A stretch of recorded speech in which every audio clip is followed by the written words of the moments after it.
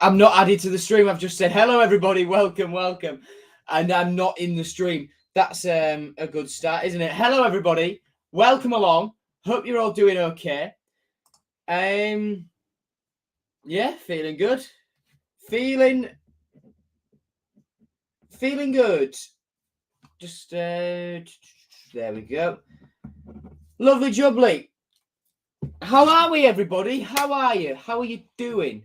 Hope all is well. Hi, Kaelin. Hi, Jeff. Evening, Ashley. Hope you're well, pal. Yeah. Feeling good. Feeling quite optimistic, actually. Coxie, hello. How are you? Yeah, I'm in quite a good mood. I haven't had much sleep this week at all. But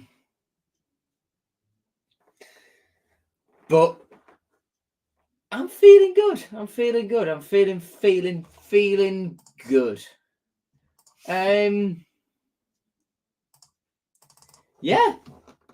Yeah, feeling all right. I've said that a lot. Can you tell I'm knackered? How is everyone? How is everyone feeling? Are we optimistic for the game ahead? And we'll wait for a couple more people to join the stream before we jump into the talking point I have before we get into the stream, which is about Dundalk.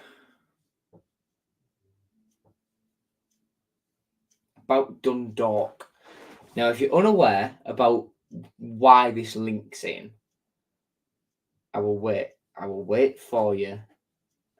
I will wait for more people to come in, and then I will explain. Dundalk. Hi, Ollie. Hope you're doing all right, mate. Jeff, all ready for the conga? I don't think there'll be a conga. It's not the last away game of the season.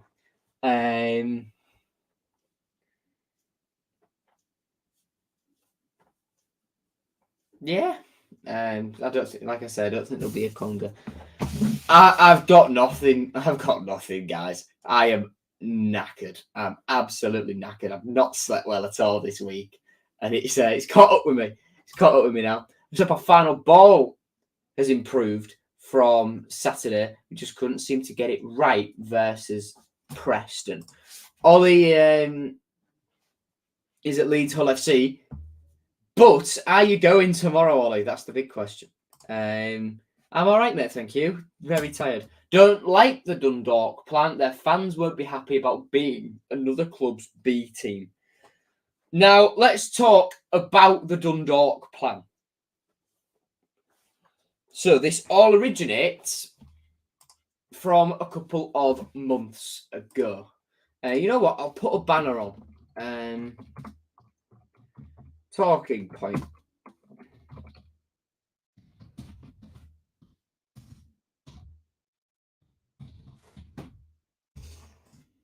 We'll put a new banner on. So, this all stems from the Turkey trip a couple of months ago, when in the fans Q&A, Arjun said that he was looking into purchasing a B team for us to send players out, our young players out on loan to develop them, see how they get on. Dundalk in the League of Ireland. We sent Billy Chadwick and Ahmed Salam last year out to Northern Ireland and to Linfield for loan spell. Both of them impressed. Billy Chadwick especially, until he did his ACL, an injury which he is still really recovering from, although he's back playing for the under-21s infrequently now, out on loan at Boston at the moment. So Arjun said he was looking at purchasing a de facto B team to send our players out to and all that sort of stuff. Now, there have been rumours in the last couple of days that that club is Dundalk. And not sure if there's any credibility in it. Well, we weren't sure until today, when I believe it was Baz Cooper asked Liam Rossini about the plans. To which Liam Rossini said, and I will quote Baz's article here, Liam Rossini's decision to invest in Irish club Dundalk is a sign of significant progress off the pitch for the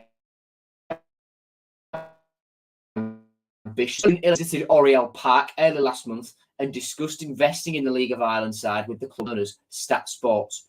With the deal nearing completion, though it has not yet been finalised. City will look to benefit from their relationship with the club both on and off the pitch in the same sort of way Premier League clubs operate similar structures for the development of players. Not only will the Tigers be able to tap into a pool of talent on the Emerald Isle, but they'll also be able to bring in young players from abroad with the ultimate aim of preparing them for English football. And given the restrictions since the UK left the EU, signing players from abroad has been made increasingly challenging for British clubs. I'm not going to get into Brexit at the moment. My personal opinion is it was a whole scam. I don't understand why people should believe Boris Johnson and Nigel Farage, two men who have built their entire careers off lying. And Boris Johnson is a man who's been sacked from every single top job he's had in politics because he's been found out to have lied to someone, lied to the public, sleaze, all that sort of stuff. Yeah. But we'll not get into that for now. But Brexit affects football in a unique way in this country. Rossini said, it's fantastic. I keep talking about Brighton, and that's because I was there for a long time, and I understand what it takes to be successful. They're doing it, and so are Manchester City. Their model is incredible. We signed Uriel Feli, the Peruvian player, and this shows the level we want to get to. It shows the ambition of this football club. It's a journey. We're not there yet, but it's a process. And it's the same for me and this football team. We're looking to attain and to bring a real we're looking to attain to being a real force in English football. The only person we can really thank for that is Arjun. It's a massive talent pool in Ireland. You look at the GB rules now in terms of recruitment and what you need to do to get players in, and that's what's really important to us. And what's really important to us is that we found a club in Dundalk that have similar values and footballing identity. There's no point us playing a certain way and Dundalk not playing in that way. Everything is aligned. There's a lot of thought and planning that's gone into that.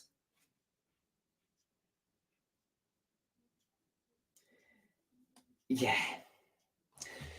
So the Brexit ruling, us leaving the EU, means that we are unable, to put it basic as it gets, we are unable to sign players from overseas who either can't qualify for a work permit yet, because our work permit rules now are different to when we were in the EU, and we're not allowed to sign players until they are 18 if they've come from abroad. Unless, of course, they are already in our academy, and unless they were already in our academy before Brexit happened. Yeah, it's nuts. And I believe there's also some sort of limit as to the amount of foreign players, but I'm not too sure on that one. So with Dundalk, based in the Republic of Ireland, being in the EU, if Adrian owned it, it would allow us to scout talent on the continent like Brighton do. Let's have a look, for example. You know what? Let's have a look at Brighton's squad. I am going to go on Wikipedia, and teachers would kill me for this because anyone can edit it. Oh my God, it's not factual. Let's have a look on Brighton's Wikipedia. So, I don't want to do open link in new tab, do I? Robert Sanchez, Brighton Youth, fair. Lamptey, Chelsea, Webster Lower League, Dunk, been with them for ages. But the First example is Alexis McAllister. With Argentinos Juniors in 2019, 24 years of age now, he didn't qualify for a work permit at that time when he came from South America. So we loaned him back. So Brighton loaned him back because that allowed them, because their scouting network is brilliant. Let's have a look at Jakub Moder. Came in from Lech Poznan, 23 now. But in 2020, he would have been 20 and work permit stuff, so they loaned him back, and now he's a key member of their first team squad. Sarmiento is another one. Was with Charlton for a bit, but then went out to Benfica, only 20 years old. Brighton signed him. Brilliant stuff. But the big one for me will be Kaoru Mitoma. They had to loan him out to Union in Belgium for a little while. But now he's there. Now he's at Brighton. He's doing incredibly well. They have such a brilliant scouting network. It allowed them to get players like Alzate and McAllister a long time ago. Sarmiento, Moder. Undav's recent, isn't he? Undav's recent, yeah. Dennis Undav's very recent. Someone like Moises Caicedo. That model is good. And if we look at does the City football group? Yes, it does. So if these are this is Man City's parent company. These are the teams they own. Let's look at the men's game for now. Girona in Spain, Lommel in Belgium, Melbourne City in Australia, Montevideo City Torque in Uruguay, Mumbai City in India, New York City, Palermo, Troyes. But specifically, Troyes, Palermo, Lommel, and Girona allows Man City to sign young players and then send them off into the EU until they're 18, get them ready, get them playing a certain way, and jobs are good. Jan Couto at Girona. There were loads last season. There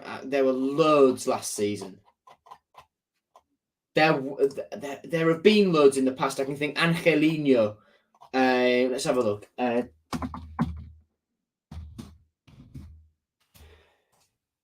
a look. There were loads off the top of my head. There were loads from memory. I'm sure of it. I am sure of it. Here we go.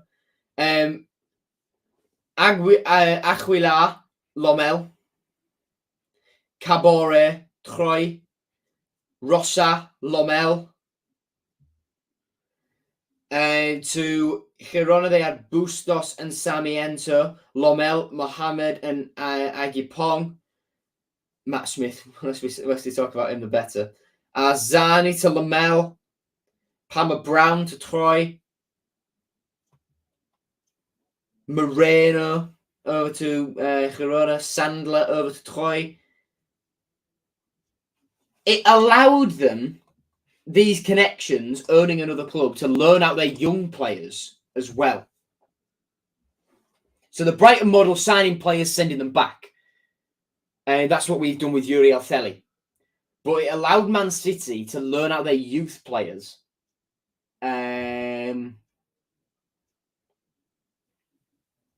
As well.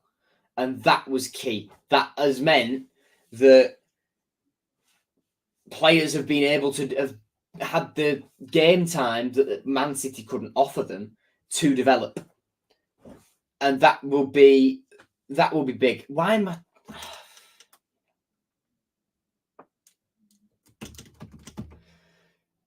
Come on. Dean says Brext mean Brext. Agree with Dean. Sorry, Joe. Will we expand the stadium? Probably not yet. Wonder if Traore started. Rumours that he did. It wouldn't surprise me. Yeah, I'm not in focus. God, I'm too tired for this. I'm far too tired for this. But the Dundalk stuff is exciting. And they released a weird statement. If I load Twitter up now, we can. Do you think there's a chance it could start tomorrow? Racinia's already said absolutely not. Come on, just focus. I hate it when it does this. I hate it so much. I hate it so much. Right? Yes. Yes. Has that done it? Yes, it has. I think he'll be on the bench as well, Jeff. But let me just. Oh, for fuck's sake. I've got out of focus again in seconds. This is. Oh my God. Logitech load so I can sort it out. I can't put a year on it, Dean. I can't put a year on it. It's impossible to put a year. It might take 5 years for our planning permission for the training ground to go through. And who knows where we'll be in 5 years' time. But if I back to the topic, if I screen share my Twitter with you lot, John Uzzle there loves it. John Uzzle there absolutely loves it. Why is this taking so long? All right, Google Chrome's frozen, so this is good. This is here we go. So right, if we look at Dundalk, after last week's stream, I was introduced to this Twitter account, but the less said about that, the better. So Dundalk, they released an open letter. Let's change which tab it is. So basically, they said a lot. They said a lot here, but also not much at all. But the long and short of it is, despite the reports stating otherwise, we remain in talks with 3 different groups. These discussions include all scenarios of investment, shareholding, and ownership. Absolutely nothing has been agreed or finalised.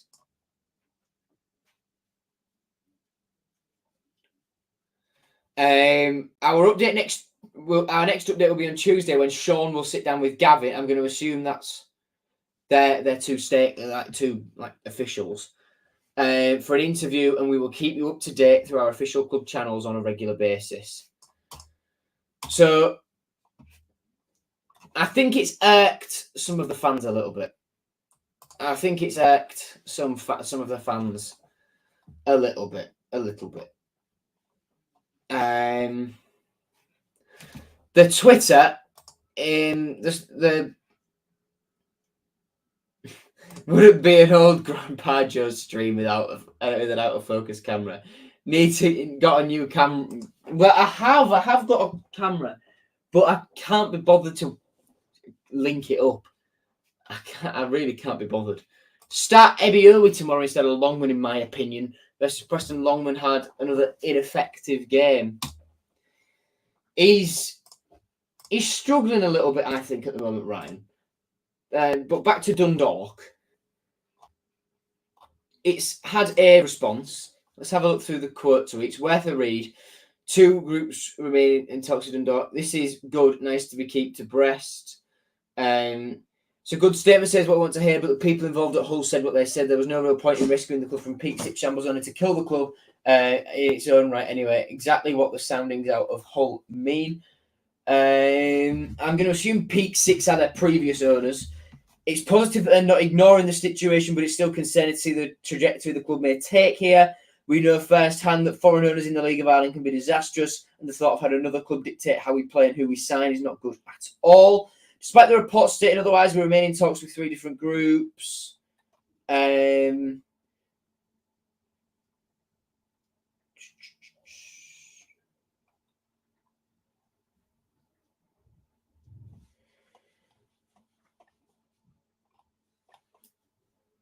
Good statement, bit of reassurance we need.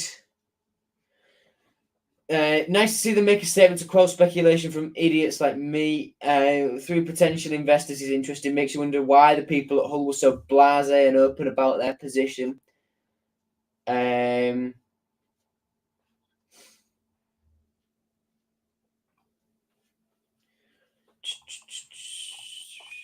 then, so that's all the quotes. And then down here, well said, a team with the best interest of the club at heart. Supporters just need to hear it every so often. Says absolutely nothing in a million words. Becoming a feeder club, others deciding how the club play, etc. If they are the best of 10 investors, I'd love to know the others. Stat Sports looking like bandits. Feeder club statement does nothing to allay fears. Sort of like how Bohemians are a Shamrock Rovers feeder club, I guess. Says someone there. And then a City fans put here, I was a little sceptical when Arjun first came in, but the guy does exactly what he says. He's brilliant. Whilst I appreciate you don't want to be a feeder club, Arjun was transformed the status of Dundalk in every sense.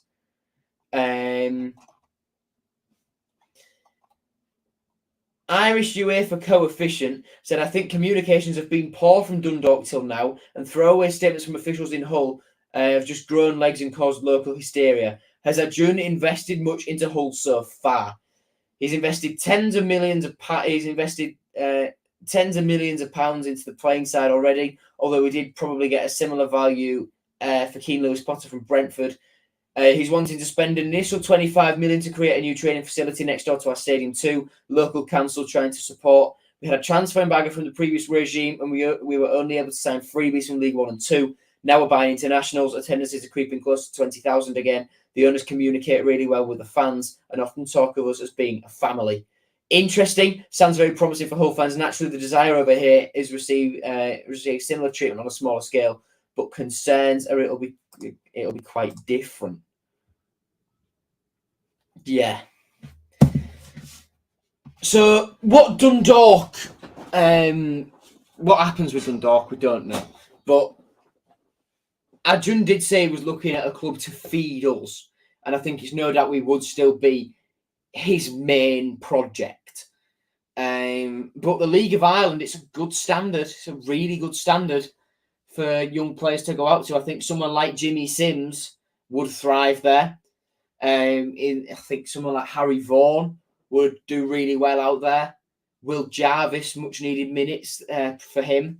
Andy Smith's doing well at Grimsby at the moment, so probably not. Has Harvey Cartwright played for Wickham yet?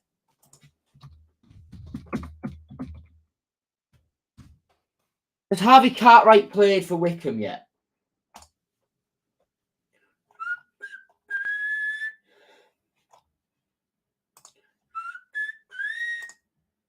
Current season by club.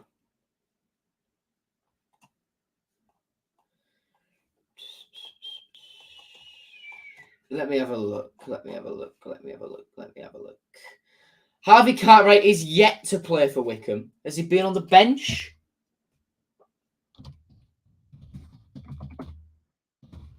I do wonder what will happen to him. And now Gareth Ainsworth has left Wickham. Has he been on the bench? He was on the bench against Derby. And against Bolton. Yeah, so he's been the bench. He's been the sub goalie then. He's been the sub goalie. And I didn't expect him to walk in and just take the shirt because they had a goalkeeper who was playing really quite well up to that point. But yeah. Do you rather have Liam Rossini or Sir Alex Ferguson? Bloody hell. I know Longman gets a lot of hate, but he's not helping himself at the moment. He's a winger. He's not putting any balls into or taking on his defender. Yeah, he's always looking now just to shift it, isn't he? Shift it onto his right and cut in from the left.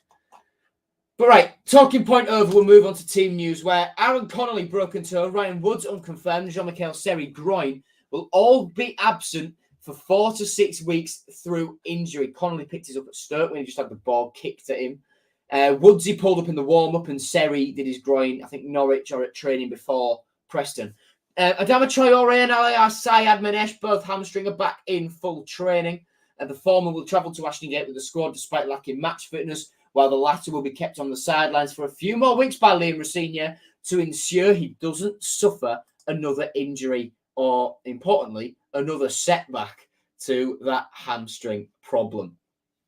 Traore will be joined in the travelling squad by Harry Vaughan, who has been training with the first team this week after his deadline day move from Oldham Athletic. He did also play, Harry Vaughan, in that game against the Man City development side on Tuesday. I like Harry. When I watched him make his debut for the under-21s the other day, he looked very good. This is an exclusive from me. I spoke to Vaughan Colville the other day. He's back on the grass after picking up a suspected season-ending injury back in August. The young American winger. He's taken his recovery day by day, and I asked him about the under-21s, if he'd feature for the 21s before the end of the season. He said it's a possibility, but he's taking it day by day, and he'll just have to see how the recovery goes. And look, he's young. He doesn't want to rush this recovery and hinder himself in the long run. Nathan Baxter, ankle plus unregistered, remains unavailable. Yeah. Do you know what your thoughts on Ryan Woods? I don't think he's good enough if he wants to go for a playoff push this season. I think Woods is really good. I really like Ryan Woods. I do think that Xavi Simons, I thought he was brilliant. I thought Xavier Simons was absolutely incredible. I was really pleased with how he played, and I'm excited to see more of him. I've always known Xavi had quality. I watched him for the under-21s earlier in the season, and he looked brilliant. And he's proven that quality in his when he's chucked in at the deep end, replacing Mika. I think he's done really well with that. Referee tomorrow is Sam Barrett. 2 liners are Nigel Lugg and Greg Reed. 4th official is David Rock. Let's move on to this whole bloody thing's reset itself, because I've been blabbering on about Dundalk for half an hour. Right, is that exists? Come on.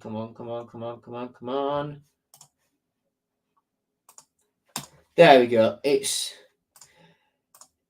loaded again. Stats. These are taken from our last game against Preston, where possession was pretty even. Attacking wise, I do see that we had more. That makes sense. But then defensively, we also had a bit more to do as well. Preston had a big spell of pressure, where clearances, that might take into account corners as well. And general corners. No way did we have more corners than Preston. Behave. That's not right at all. That can't be right. No way. I don't believe that for a second. Let's move on to head-to-head then, where Bristol City's team has changed a lot. They're going to be wearing their home kit for next season tomorrow, which is weird. But in their last game, it was Max O'Leary in goal. Their back four was George Tanner, Zach Viner, Rob Atkinson there, although he is now injured. Rob Atkinson is now injured for this game. He's missing out. And then it was Cameron Pring at left back. 2 centre mids were Matty James and Joe Williams, with Mark. Where's Mark Sykes gone? Mark Sykes on the right. Where's Mehmeti? Have they not updated this bloody thing? Anyway, it was Mehmeti on the left, the number 11, and then Alex Scott behind Sam Bell up front. So Rob Atkinson, I think, will be a big miss. No Andreas Weimann, which was interesting for me. Yeah, their big changes are no Antoine Semenyo anymore. No Chris Martin, which is the big one. Well, is it? Xavier Simons, it's unreal. If he carries on like that, carries on like he is, then I'd say maybe he gets into our best 11 with everybody available. Yeah, but Seri. See, he is the long-term successor to Mika, isn't he? He is the long-term successor to Mika. But, oh, man. Does he get over? He doesn't get over Seri, surely. But I think he leapfrogs Woods in the pecking order now. 100%. And gone out of focus again. Lovely stuff. We're back. Nice. For Coeville, Shota rushed him on far too quickly. Hadn't made a senior appearance for a club since 1920, and that was also in League Two. I don't necessarily think Shota rushed him. He had no choice. Oh God, voice break. He had no choice, in my opinion.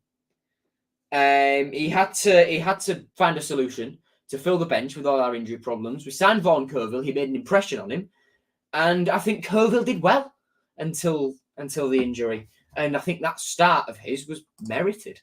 It's just a shame that the injury happened to him at such a young age. Let's move on to current form now then, where we'll look at Bristol City's first. 1, 2, 3, 4, 5. It was against a West Brom team. Bristol City are unbeaten in 2023, I believe. Yep, they are unbeaten in 2023. Their last 5, they beat West Brom 3-0 in the FA Cup, beat Preston 2-1, beat Norwich 1-0, drew 1-0 with Wigan, and then drew 1-0 with Sunderland.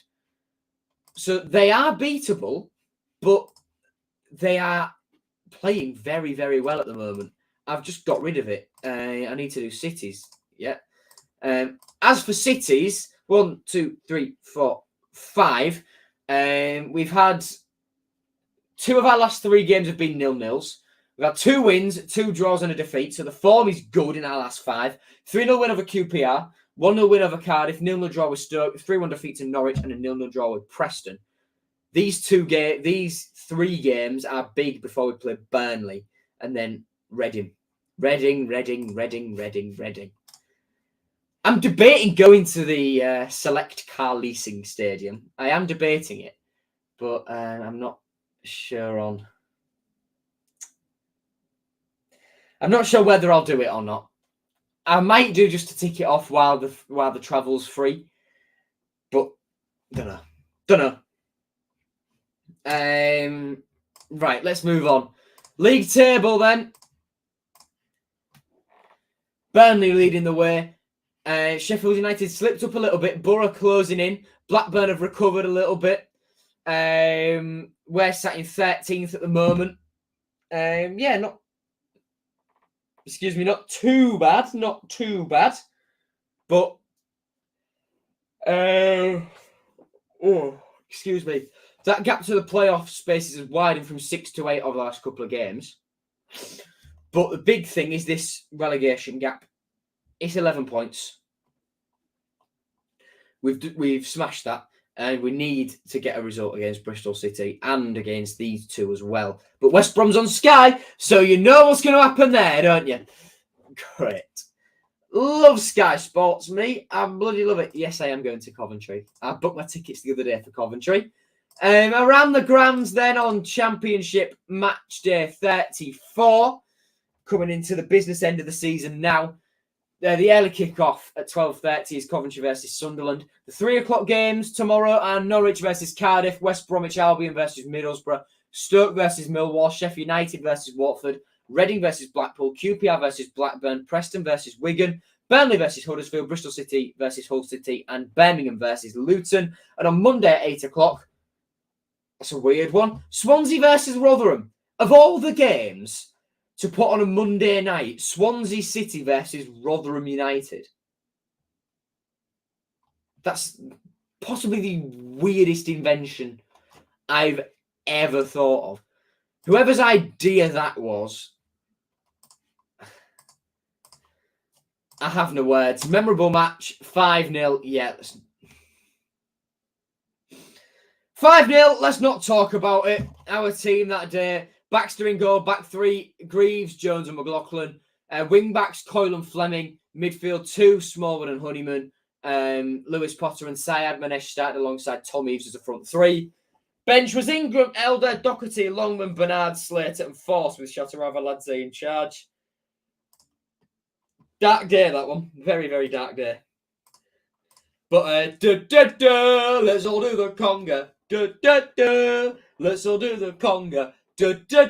Memorable match. Opening day of the season, 2-1 win. Lovely jubbly. Andreas Weimann gave Bristol City the lead early on, but 2 late second half goals, a penalty from Ozan Tufan, and a late deflected goal from Jean-Michel Seri. Both goals on debut gave us the win on the opening day. Our team that day was Matt Ingram in goal. The back four was Jacob Greaves, Elfie Jones, and on debut, Tobias Figueiredo. 2 wing-backs were Louis Coyle and Aligar Sayadmanesh in his first game as a permanent Hull City player.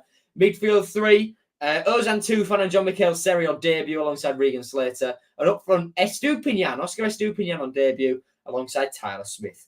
The bench was David Robson, the goalkeeper, Callum Elder, Greg Doherty, Andy Cannon, Sean McLaughlin, Ben Tete and Vaughan Colville were subbed on, making their debuts with Shota Arveladze in charge. Now, out of our last 5 games against these guys, Shota Arveladze has delivered the biggest humiliation, but also the biggest result.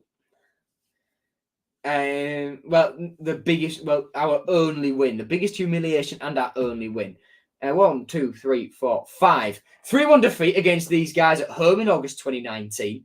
2-1 defeat against these guys at Ashton Gate during lockdown in July 2020. 2-2 draw with these guys under Grant McCann back in the Championship in December 2021. 5-0 defeat, back in April, and we beat them on the opening day this year. So the record isn't good. The record is not good. It's not good. It's not good. Let's not sugarcoat it. It's dreadful. It's dreadful. It's absolutely dreadful. Yeah.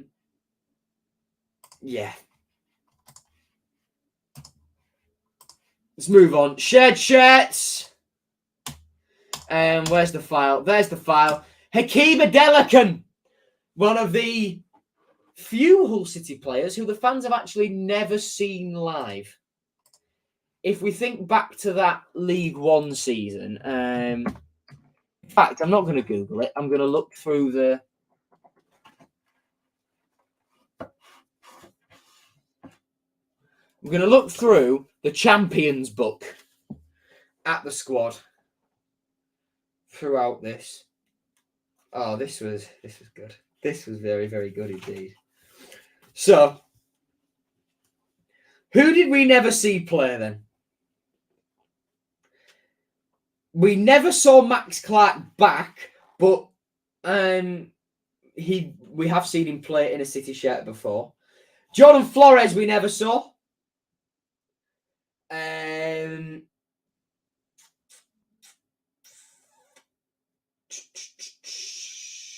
We never saw Gavin White, Dan Crowley, Thomas Mayer, or Hakeem Adelakan. 5 players.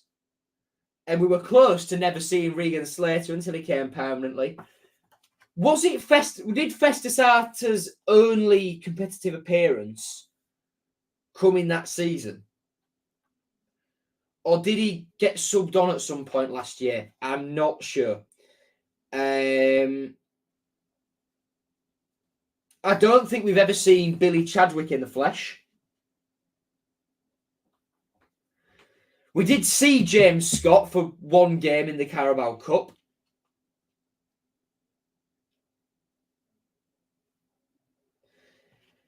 But yeah, so it's Flores, Adelakan, White, Crowley and Mayer, the players from that League One season who City fans never got the chance to see in the flesh. Adelakun, one of them. He signed for Bristol City from Scunthorpe United in 2018. Only played 8 times for Bristol City across three seasons, I think it was. For half of one of them, he was with us on loan from Bristol City. He joined us in the summer window, was recalled in early January. He did play for us in 2021, so that's why 2021 is still there. 17 appearances, 3 goals before Bristol City recalled him due to an injury crisis, and he barely played.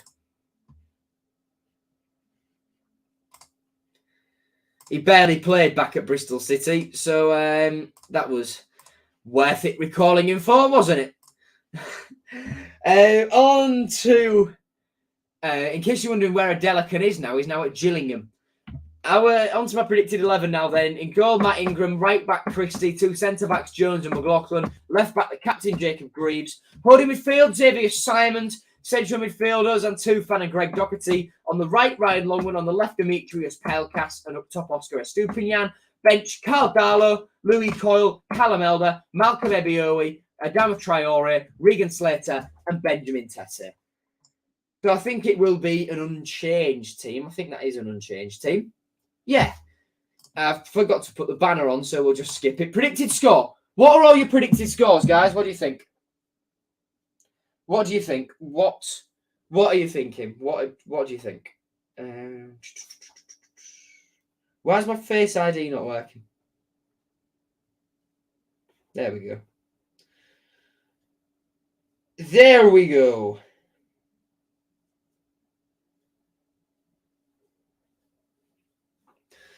And I'm out of focus again. I cannot be bothered. And I've got a message request.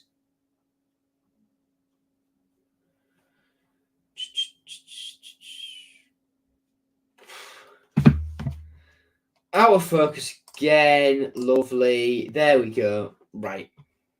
Ashley says 2-1. Des says 3-1 Bristol City. Jeff's son thinks that we'll get battered. I'm optimistic. I'm on Ashley's side. 2-1 win. 2-1 win, I think. I think we'll beat them, although these are in very, very good form. Right, thank you for watching, everyone. I'm going to bed. Because it's an early start tomorrow. It's a very early start. So I will see you for the Matchday vlog. I apologise that it won't be as high a quality as they usually are. I will be editing it from my phone, so I won't have the same sort of graphical stuff available to me. I'll do the scoreline in the bottom section of the screen, but I think that's about all I'll be able to do. Because the last time I used my laptop was in lockdown 2021, and it didn't turn on by the end of it. So, and it's not powerful enough to use Adobe software anyway for Photoshop and stuff like that.